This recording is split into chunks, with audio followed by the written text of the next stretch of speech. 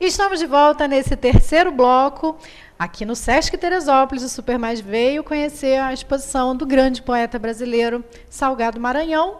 E para conversar comigo nesse bloco, o próprio. Um prazer inenarrável estar aqui com você. Um prazer enorme, porque você deixa a gente completamente à vontade. Que bom. É como se eu estivesse na minha casa. Que bom. E com você, eu aqui estivesse recebendo você. Que bom, muito obrigada. Nossa, obrigado. Mas um prazer inenarrável mesmo, porque é uma oportunidade única, né, para o teresopolitano conhecer uma exposição de um artista consagrado, premiado, traduzido. Mas antes da gente falar aí desse patamar que ele chegou, né, vamos dizer assim, ele está aqui comigo como José Santos primeiro, né? Conversar. José Santos, como é que foi aí essa trajetória? Você nasceu no interior de Maranhão.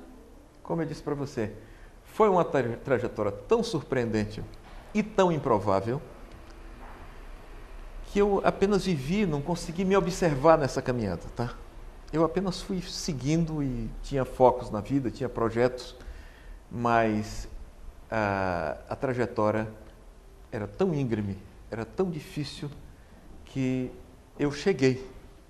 Eu apenas cheguei, aqui estou indo, continuo indo, e agora que eu me dei conta, devido a diversos eventos que começaram a acontecer em torno do meu trabalho, e já acontecem há muito tempo, mas eu sou um espírito profundamente inquieto, eu nunca estou satisfeito com nada.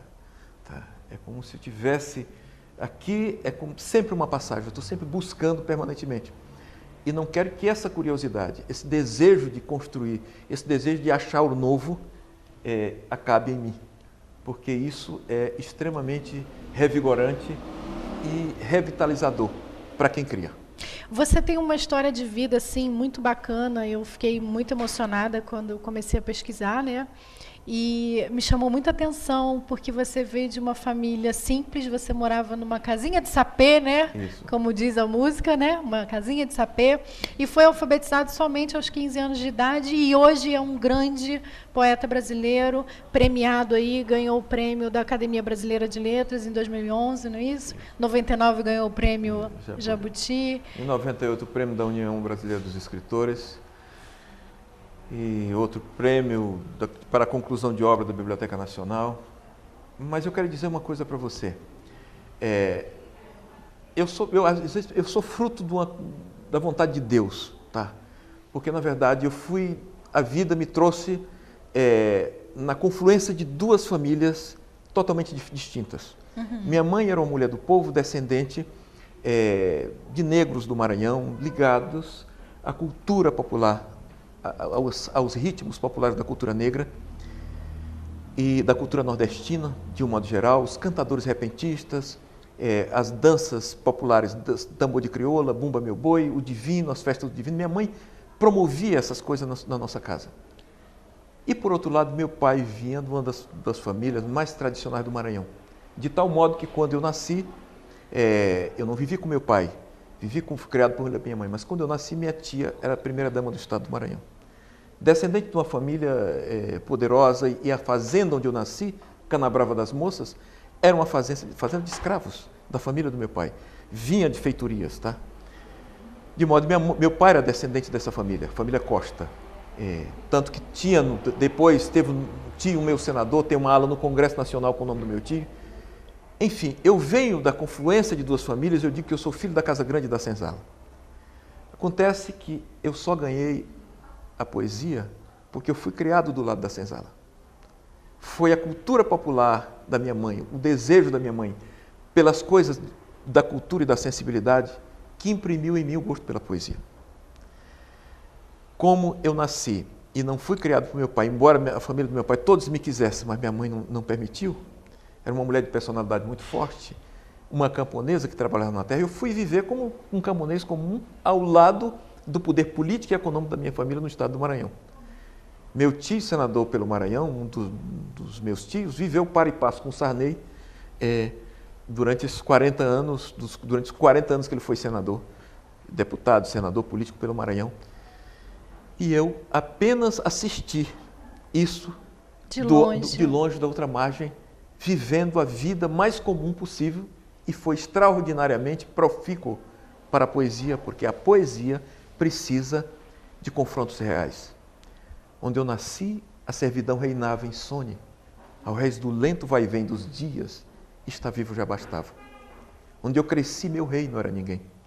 Eu sou aquele a quem não se esperava com a chave do nome e do vintém. E se algum rito interno me rondava, era uma reza que só tinha amém. Viver era avançar em retrocesso, por entre rotas ínvias, sem acesso, a desbravar o mar sem caravelas. Qual pária que ao nutrir-se em seu reverso, o nada ter-lhe tendo e por tabela, só restem as palavras e as estrelas. Gente, olha, de arrepiar, quer dizer, você conta a sua história em versos, né, em poesia, às vezes. Uma coisa bem natural. E aí você se mudou para Teresina. Como é que foi essa tua trajetória em Teresina? Minha mãe era uma mulher que não teve acesso à cultura formal nenhuma.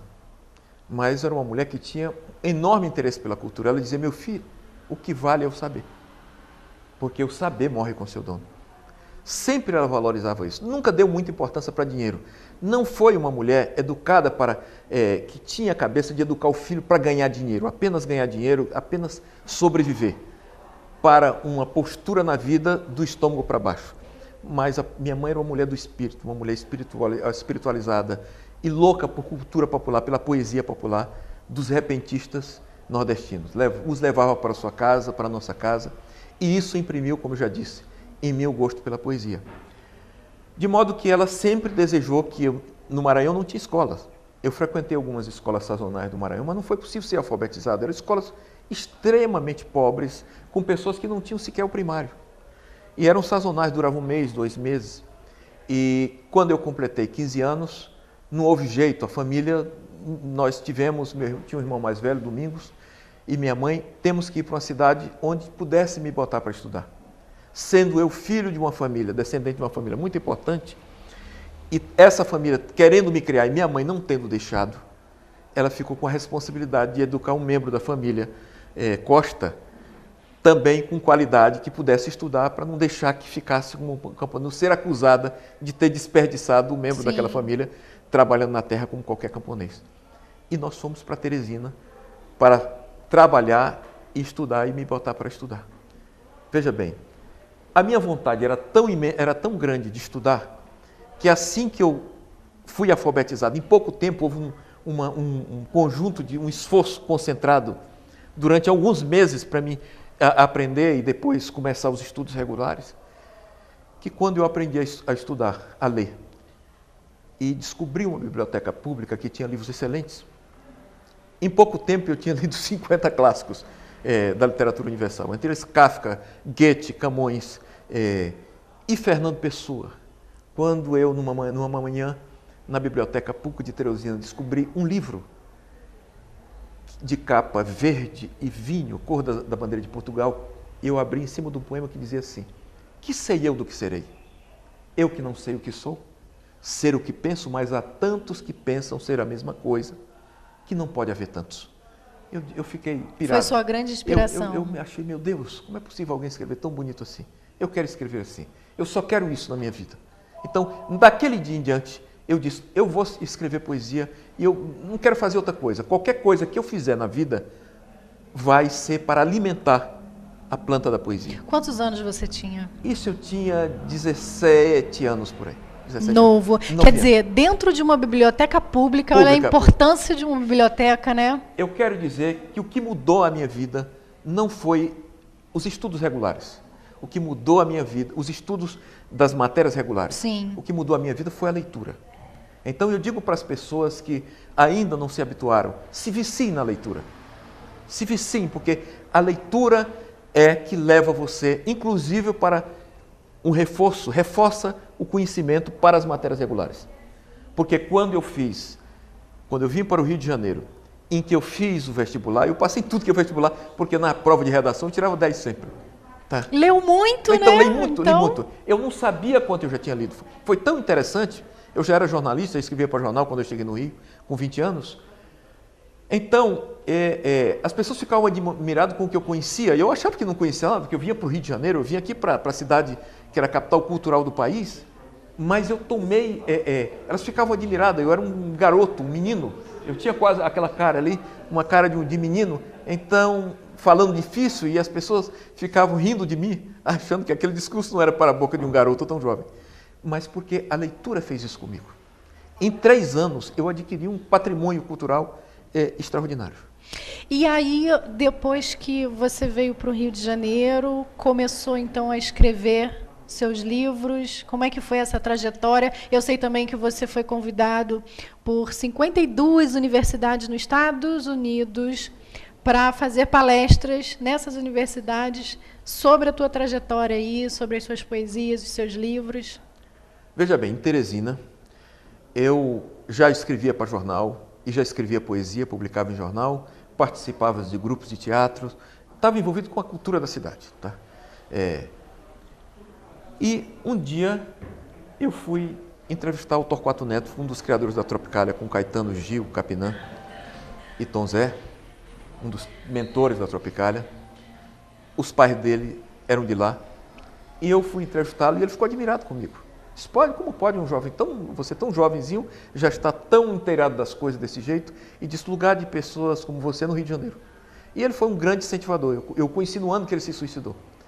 E isso foi muito importante. Quando ele morreu, eu escolhi, era o Rio de Janeiro que eu queria, e eu fui para o Rio de Janeiro.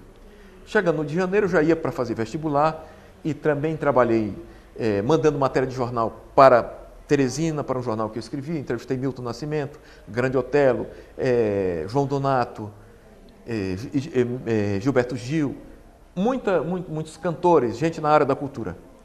E aí eu fui estudar, fiz vestibular e fui estudar jornalismo na PUC do Rio.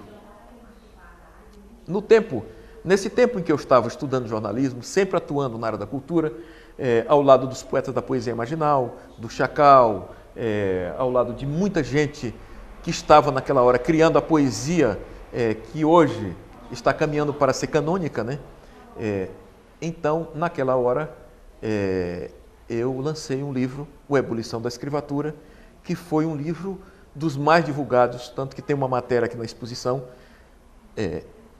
que fala desse livro, que foi um livro que virou um ícone e foi citado em tudo que se escreveu sobre a poesia da década de 70.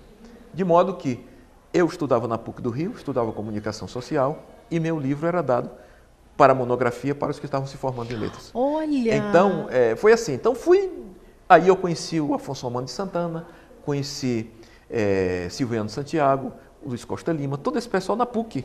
E alguns deles iam para os meus debates, assistir, interagia com essas pessoas.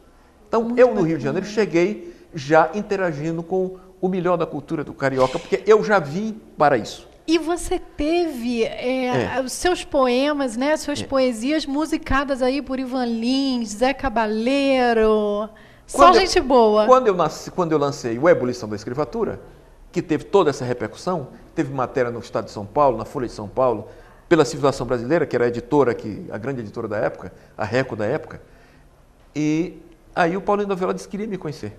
Ele tinha um parceiro, o Sérgio Natureza, e eu fui ao encontro dele e levei umas letras de música e começamos a fazer parceria. Depois com Elton Medeiros, com Ivan Lins, Vital Farias, Herman Torres, agora com Zé Cabaleiro, um monte de parceiros, e eu tenho algumas dezenas de músicas gravadas com essa gente. Quer Elba dizer, Ramalho, Alcione, a sua poesia, ela chega de uma forma ou de outra. Uma forma ou de outra, porque eu comecei, meu primeiro contato foi com a poesia cantada, a poesia dos repentistas. Aliás, a gênese da poesia ocidental ela era cantada. A poesia de Homero, a grande poesia da Ilíada e da Odisseia, era cantada pelos rapsodos, os aedos. Então, antes de ela ir para o livro, ela primeiro foi cantada. De modo que eu gosto da poesia cantada e os poetas da Tropicália também me influenciaram. Eu também sou fruto desse caldo de cultura. Poesia clássica, poesia popular clássica e poesia musicada. Olha, assim, rico, e aqui, ó, de carne e osso, isso, simples, gente como a gente, como todo mundo. Tá? Muito simples, e assim, de uma história riquíssima, quer dizer, veio de um lugar simples, né? Morou num lugar simples, foi alfabetizado tardiamente e se tornou aí um grande poeta, um grande orgulho para nós brasileiros, né? Orgulho poder interagir com vocês. A minha poesia e fazer poesia para mim é uma forma de fazer amigos, de querer bem, de gostar das pessoas. O que mais eu gosto na vida, eu gosto de gostar. Eu gosto de gostar de gente, eu gosto de trocar com as pessoas. Eu não me controlo, às vezes, eu fui casado com uma menina que é atriz e bailarina, ela dizia assim, ela gostava do meu jeito de ser antes de namorar comigo, mas depois que namorou comigo, não queria que eu fosse muito tão popular. Ela dizia assim, sabe o que é seu mal? É que você é simpático demais. Eu nunca vi ninguém dizer isso. Nunca vi ninguém. Você é simpático demais. É porque eu gosto das pessoas, eu quero brincar com as pessoas. Assim. Eu quero brincar com as pessoas, eu quero provocar as pessoas. Eu gosto de gostar. E isso, tendo uma relação simples com a vida, sem imagens, sem máscaras, sem biombos, faz com que eu possa conhecer as pessoas como elas são. Se eu me coloco de forma, num pedestal, as pessoas se armam contra mim e eu não posso entrar na alma delas. É verdade. Eu quero entrar na alma das pessoas. Eu quero entrar no coração das pessoas. Eu quero habitar o coração dos outros. Se todos os artistas pensassem assim. Mas eu preciso que as pessoas deixem, porque se eu vou desarmado, as pessoas também se apresentam desarmadas. Verdade. Mas se eu vou todo armado, fazendo tipo, cheio de máscaras, insuportável isso. Ninguém aguenta isso. Não somos assim. Somos pessoas como todo mundo. Salgado, nosso tempo já está acabando. Isso. Eu queria que você deixasse uma mensagem para o jovem que gosta de ler. Sim. Olha, eu quero dizer uma coisa. É muito importante, antes eu quero falar do SESC, do trabalho do SESC, porque o SESC, eu tenho dito por aí, que ele faz o papel de Ministério da Cultura. Sem dúvida. Por quê? Porque tem capilaridade com a comunidade, tem capilaridade com a sociedade de um modo geral. É constante. Cultura não é uma coisa que se pode fazer de vez em quando. Você vai lá e de ano em ano você tem um contato com a cultura. Não, a cultura é a vida. É todo dia. Você não pode dizer assim, eu almocei hoje. Comer é cultura. Você não pode dizer assim, eu almocei hoje, tá bom, então no ano que vem eu almoço de novo. É assim? Não é. Você tem que ter contato com a cultura permanentemente. O Sérgio faz, o SESC tem essa constância e faz esse trabalho acessível a custo zero, barato. Sim. Tá? Então, isso é que a gente precisa no Brasil. Tá? Quero parabenizar o Ricardo Braga, que gera esse SESC com extrema intimidade com as pessoas, com toque de afetividade. Quero agradecer muitíssimo o Carlos de Muro, que sem ele essa exposição não existia. Não existia. Não é porque não existisse essa história. Não existiria porque eu não pensaria em fazer uma coisa sobre mim. Para mim, essas memórias estavam guardadas, muito bem guardadas, algumas extraordinariamente descuidadas. Você pode olhar algumas matérias de jornais, comidas por cupim, rasgado e tudo, para você se dar conta de era uma coisa sua, né? Uma coisa minha, não estava nem aí. Mas o de Muro chegou, insistiu e demorou para me convencer disto. E agora eu agradeço a ele, porque isto me fez mostrar essa história que, de um certo modo, é edificante para muita gente. Que pensa que a vida, que os obstáculos não são intransponíveis. São, se você tem foco e gasta a sua energia com algo edificante. Então, eu quero dizer para as pessoas que a literatura é um caminho. E o SESC abriu esse espaço da literatura, por sugestão de Carlos de Muro, e isso tem dado certo muitíssimo, só tem crescido. A literatura é que forma o imaginário de uma sociedade. Tá? Machado de Assis, Lima Barreto, Castro Alves, Gonçalves Dias, formaram o imaginário do Brasil. Tá? Gonçalves Dias inaugurou o Brasil com a canção do exílio. Minha terra tem palmeiras onde canta o sabiá. As aves que aqui gorjeiam não gorjeiam como lá. Antes, ninguém sonhava de um lugar modelo que não fosse a Europa. Pela primeira vez, alguém sentiu saudade de um lugar que não era Portugal, que não era Grécia, que não eram os países do centro, etnocêntricos. E o Gonçalves Dias inaugurou o Brasil, o conceito de Brasil. Então, isso é o imaginário do Brasil. De modo que eu agradeço e digo para as pessoas que gostam que viciem-se em literatura, em leitura. É o melhor vício. É o melhor vício que existe, tá? Leiam sempre. Tá? Livros de mãos cheias, a mancheias. Tá? Muito obrigado. Gente? Olha, queria muito te agradecer. Foi um prazer assim enorme para mim. Muito obrigado ter você aqui no programa Super Mais, né? Poder invadir o Sesc para conhecer essa exposição maravilhosa e estar conversando aqui com um grande poeta que é nosso, né? Patrimônio cultural nosso, né? Com muita honra. Podem levar e repartir como quiserem. Salgado, muito obrigada. Gratíssimo. Que Deus te conserve. Eu que agradeço e estou ao dispor de vocês para quando queiram e para o que queiram. Amém, com certeza. Muito obrigada. E aí, muito boa viagem por esse Brasil afora com essa exposição maravilhosa. Gratíssimo. E com a tua história, que é assim, lindíssima. Gratíssimo. Edificante. Gratíssimo. Muito obrigada. Gente, olha, eu espero que vocês tenham gostado, porque eu amei esse programa, né? Levando um pouquinho de cultura para você.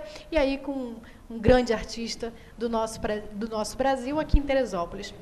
Eu vou ficando por aqui, espero que vocês tenham gostado do programa. Você pode assistir aí a reprise no canal Super Mais do YouTube e aí na nossa netdiario.com.br. Um super beijo para vocês e até o próximo programa.